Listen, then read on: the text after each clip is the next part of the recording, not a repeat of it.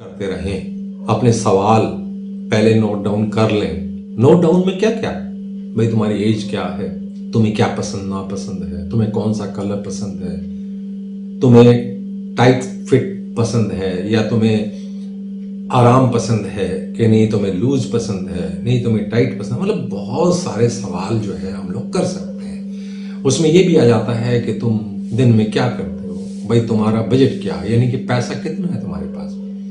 For example मैं एक client से, मेरे को याद है, मैं उसके 2-3 पॉइंट में यूज़ करना चाहूँगा। मैंने क्लाइंट की स्टडी की थी, नॉर्मल सवाल चाय के ऊपर सवाल किए थे।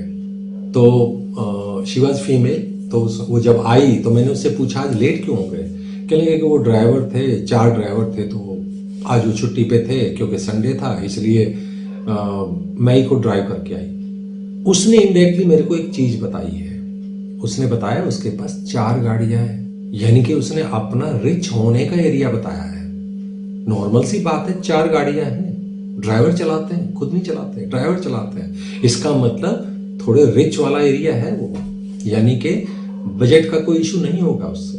देखो कितनी सिंपल सी बात है। जब वो कुछ पहन के आई हुई थी तो मैंने कहा तुम ऐसे ही कैजुअली पहनते हो क्या। कहते नहीं नहीं, मैं ज़्यादातर तो मैं फॉर्मली पहनती हूँ, लेकिन आज क्योंकि संडे था तो घर पे थी तो थोड़ा कैजुअल सा पहन लिया। तो फिर मैंने ये भी सोचा कि मैं तो बस एक नॉर्मल से एक सिटिंग के लिए जा रही हूँ तो कैजुअल।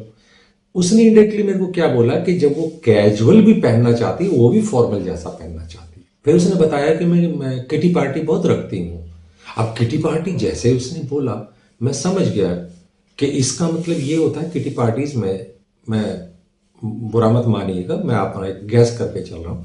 किटी पार्टी में जब 10-12 औरतें इकट्ठी होती हैं तो वो एक दूसरे से अच्छा बनने की कोशिश करती हैं, एक दूसरे के डिज़ाइन की तारीफ करती हैं, बुराइयां करती हैं।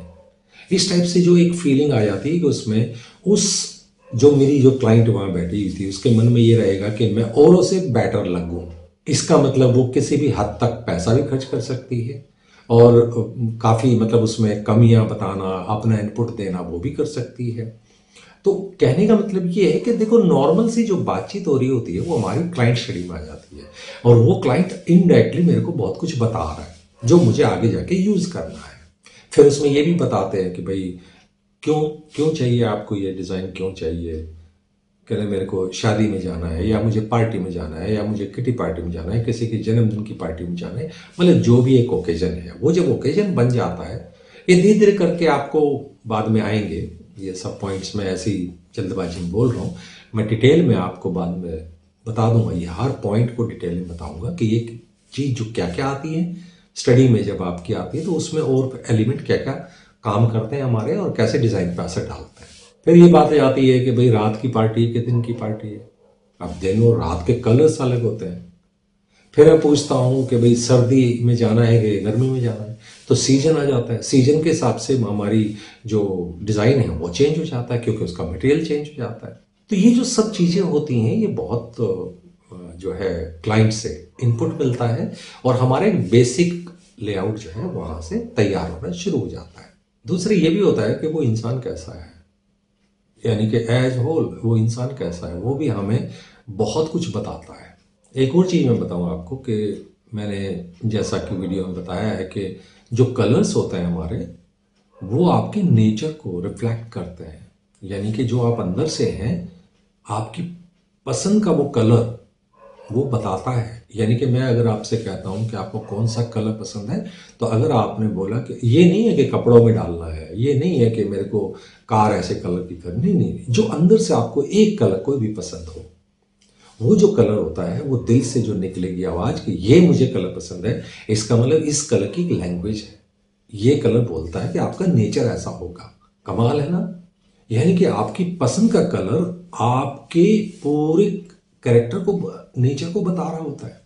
मैं एक एग्जांपल लेना चाहता हूँ, बाद में देखूंगा मैं कलर के उसमें मैं डाल दूंगा। मान लीजिए मैंने उसने कहा कि ब्लू है, तो ब्लू का मतलब क्या हो गया, ब्लू इज एकांत, blue is hard working, blue is जो एक होता है ड्रीम ले लेता है तो उसको पूरा करता है, यानी कि अचीवर। ब्लू इज बहुत कम लोगों के साथ अपने आप को जोड़ता है, यानी कि बहुत एक होता है ना कि किसी कईयों के तो बहुत सारे दोस्त होते हैं, इसके 2-3 ही दोस्त होते हैं। Blue is highly thinker, creative, hard working. ये देखो, यानी कि अगर आपने ये बोला कि मेरा मनपसंद कलर ब्लू है, तो ये चीज आपके अंदर है, कलर लैंग्वेज ये है। तो वो धीरे धीरे करके आपको मैं आगे जो है कलर का जब वीडियो आएगा तो कलर्स के उनकी लैंग्वेज बताऊंगा कि अगर आपको ये कलर पसंद है तो आप ये है, तो वो चीज मैं कलर के एक वीडियो पे मैं करूंगा। सो नाउ थिंक कि ये जो चीज है कि क्लाइंट जो है वो आपको काफी कुछ डिजाइन के बारे में बता रहा होता है। आप देखिए, जो ग्राहक है, मैं इसका उल्टा लेता हूं, अगर मैं ये चीज बनाता हूं तो ये कौन सा ग्राहक पसंद करेगा, यानी कौन सा क्लाइंट पसंद करेगा। फॉर एग्जाम्पल, एक टी शर्ट है, उसके ऊपर कुछ डिफरेंट सा कुछ लिखा हुआ है, कुछ डूडलिंग सी बनी हुई है, कुछ इमेजेस सी बनी हुई है और राउंड नेक है। क्या इसको एक 60, 65, 70 साल का बुजुर्ग पहनेगा कलरफुल टी शर्ट? आप भी सोचेंगे कुछ बात जम नहीं रही। यस, कुछ भी बात जम नहीं रही। साइकोलॉजी क्या कहती है? अब मैं आपको लेके चलता हूं। जो छोटा बच्चा होता है वो रिसर्चर होता है, ईगरनेस होती है, लर्निंग बहुत फास्ट होती है, तो वो क्या करता है, वो फ्लैक्चुएट करता है चीज़ों को, उसको बहुत कुछ चाहिए होता है, वो फ्लैट कोई भी चीज़ पसंद नहीं करता, उसमें बहुत कुछ हैपनिंग चाहिए होती है। तो वो क्या करेगा, उसको ब्राइट कलर पसंद है जो अट्रैक्टिव लगते हैं, उसको बहुत कुछ उसमें हैपनिंग होनी चाहिए, उसको बड़ा पसंद आता है। जब वो मैच्योर होने लगता है, यानी कि वो लगा लीजिए 22, 23, 25 साल तक की उसमें आ जाते हैं, तो आप थोड़ा बहुत फैशनेबल जैसा फील करते हैं। लेकिन जैसे ही आप 25 को पार करने लगते हैं तो आप थोड़े से फॉर्मल होना शुरू कर देते हैं। कैजुअल नहीं रहते आप कैजुअल इससे पहले था, फिर आप फॉर्मल होना शुरू कर देते हैं।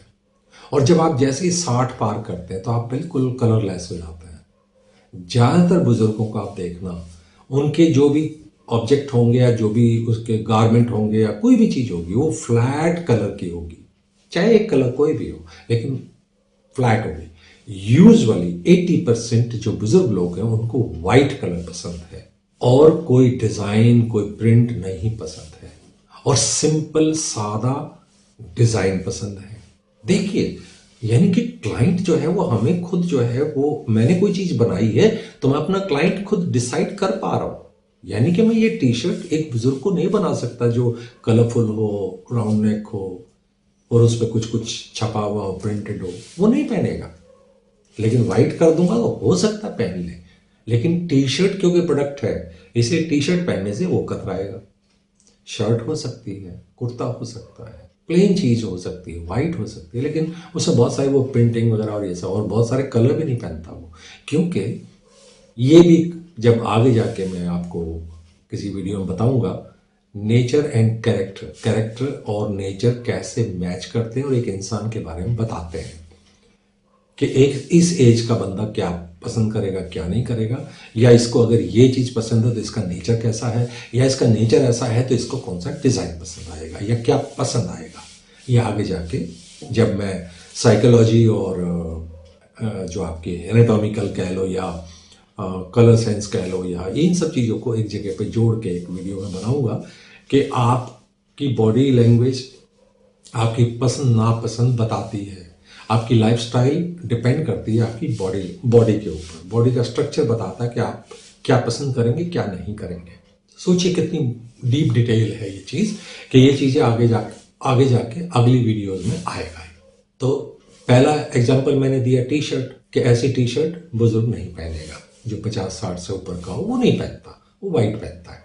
अब एक प्रोडक्ट ले लेते हैं, बाइक ले लेते हैं। चलो, स्पोर्ट्स बाइक, क्या 50-60 साल का जो इंसान है, आदमी है, क्या वो स्पोर्ट्स बाइक पसंद करता है? नहीं करता। वो बुलेट पसंद कर सकता हो, नॉर्मल स्प्लेंडर पसंद करता हो, लेकिन स्पोर्ट्स बाइक तो बिल्कुल नहीं पसंद करता हो जिसका डिजाइन स्पोर्टी टाइप का हो, वो नहीं कर पाता। देखिए, यही तो स्टडी हमारी है। इंसानों को अगर हम समझ लेते हैं तो वो क्लाइंट बाद में बनता है, पहले वो इंसान है। इंसान मतलब हमारे समेत 7.5-8 अरब लोग जो हैं वो इंसान है, जो जिनको हम स्टडी करते हैं। बेसिक स्टडी हमारी पहले इंसान होती है, इंसान के बाद फिर नेचर कैरेक्टर के बारे में सोचते हुए हम क्लाइंट को डिफाइन करते हैं अलग अलग। तो पहला हिस्सा तो जो है हमारा वो मैच करना चाहिए ना, कि इंसान ऐसे होते हैं, सबके साथ ऐसा ही होता है। तो स्पोर्ट बाइक 50-60 साल का बुजुर्ग नहीं पसंद करेगा, वो करेगा 25 साल से छोटी छोटी उम्र के ही वो लोग यूज करेंगे। यानी कि 15 से 25 साल का जो एज ग्रुप है इसमें स्पोर्ट्स बाइक चलेगी, 50-60 साल का तो नहीं करेगा। तो स्पोर्ट्स बाइक डिजाइन उसके लिए सूटेबल नहीं है। तीसरा एग्जाम्पल है कॉस्ट्यूम, एक एक एक एक यूनिफॉर्म, एक ड्रेस है।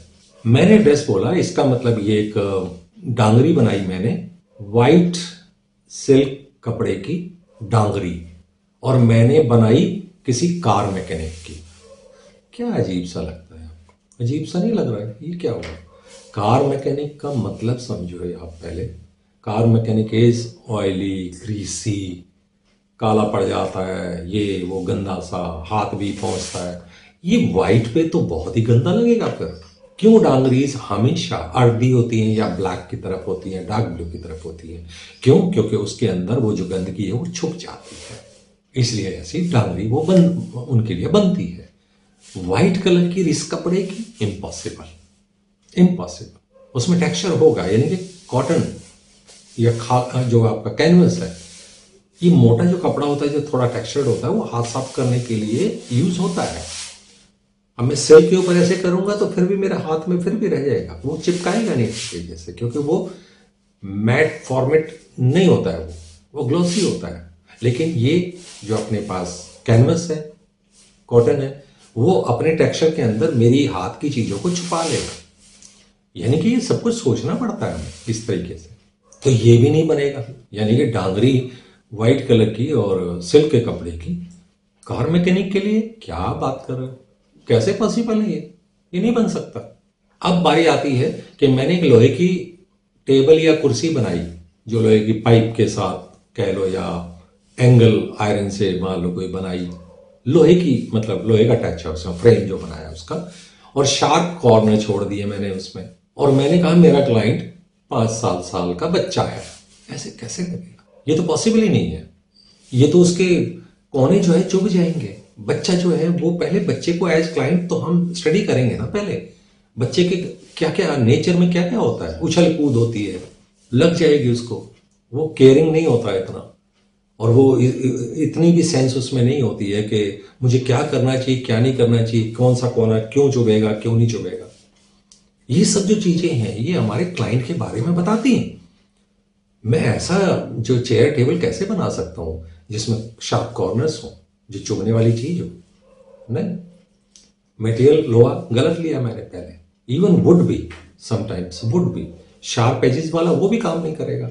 यानी कि जो मेरा क्लाइंट है उसके अकॉर्डिंग, उसकी रिसर्च के बाद, उसकी स्टडी के बाद ही मेरा प्रोडक्ट जो है वो बनना शुरू होता है। अब ये जो स्टडी है, क्लाइंट स्टडी जो है, वो बहुत नेसेसिटी के उसमें आता है हमारे डिज़ाइन वर्ल्ड में, कि डिज़ाइन अगर हमें बनाना है तो क्लाइंट को स्टडी करना बहुत ज़रूरी है, और इस तरीके से उसके नेचर कैरेक्टर के बारे में जानना ज़रूरी है, उसकी पसंद नापसंद, और ये बहुत सारी चीज़ें उसके अंदर इन्वॉल्व हो जाती है।